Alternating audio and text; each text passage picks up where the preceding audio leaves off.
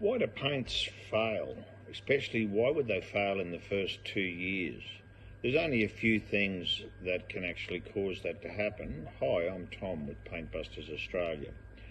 We're here to help you become educated consumers and to understand things before you spend thousands of dollars, because in this post-COVID world, everything is so expensive, including your painting. So you can quite easily spend 10, 15, 20, depending on the nature of the house. If it's like a Queenslander, it could be $60,000. It's a lot of money, but then properties are worth a lot of money, so the painting is only a small percentage to keep the value up. But you don't want to spend money to have it fail and then find out that you've got no protection, and if the contractor wasn't licensed and the government doesn't care, no one wants to help you. It's just, money thrown down the drain as such.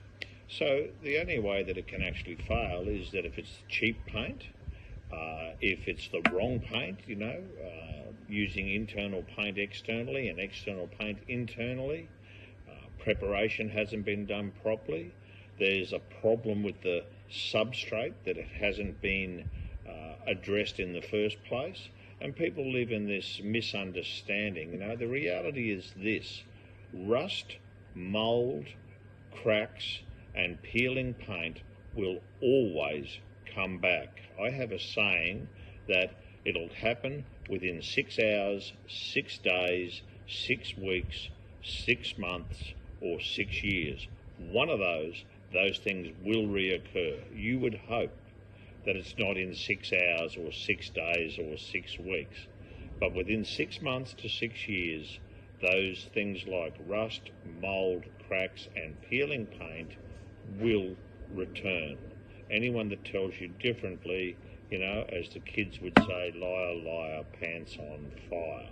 So be aware of these things, be an educated consumer, but do as much as you possibly can with a reputable painter to eliminate and reduce the risk of these things reoccurring, or in the worst case scenario, failing within a couple of years. There's things that can be done, and paint companies are in the business of over specifying and selling products that are not needed. The amount of people that I talk to, and they go, oh, you got to wash it with sugar soap. No, you don't. If it's not oily or greasy or whatever the case is, just wash it. Just a house wash, or wipe it over. If it, internally, unless it's grease or mold, leave it alone. Just sand it, paint it.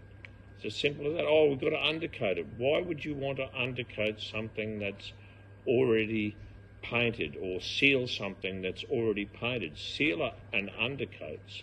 Sealers are to seal products that are bare, brand new, or to spot prime with.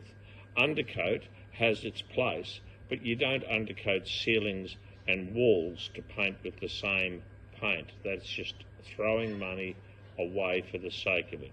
You undercoat things like oil-based enamel to convert them across to water-based enamel. So there's a time and a place for things like undercoats so that your products don't fail, but then there's times and places where you don't need them.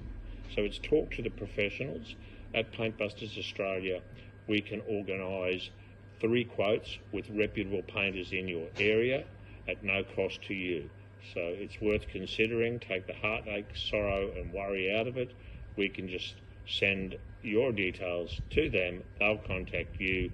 You pick who you want. You engage them direct, and we're here to have your back covered should something not go right. Thanking you. Cheers.